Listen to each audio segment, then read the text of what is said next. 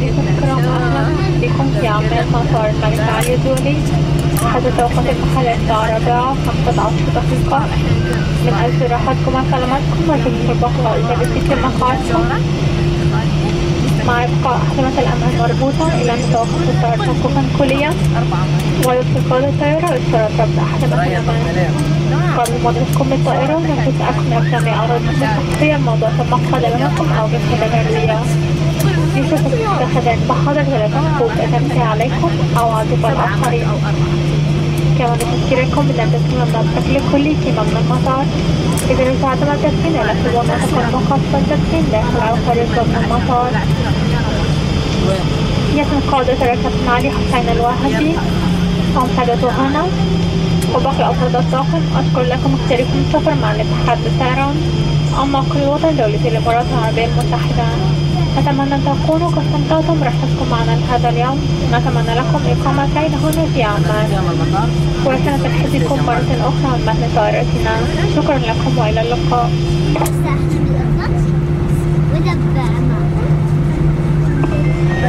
Ladies and gentlemen, welcome to Queen Alia International Airport, where the local time is 4:15 in the afternoon.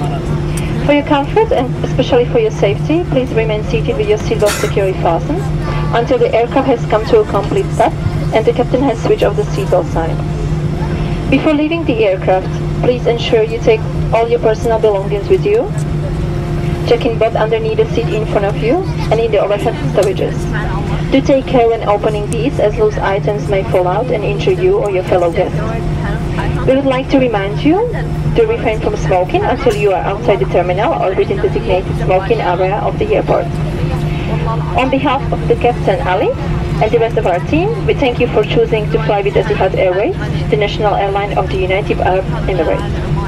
We wish you a very pleasant stay here in Amman and look forward to welcoming you on board again. Thank you and goodbye.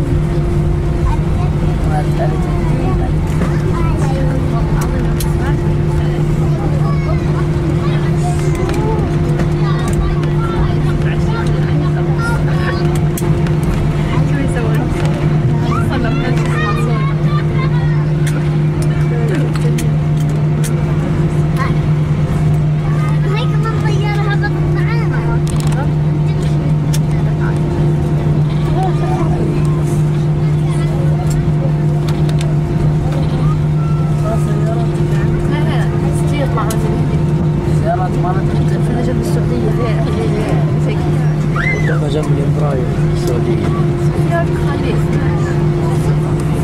والله لو يجي الاستيشن قصان الإمبراير هي ولا 23 السعودية بعد عندها سنتين إمبراير مستأجرات هي ستيشن راحت والله العظيم. ها نزل لك Cosa?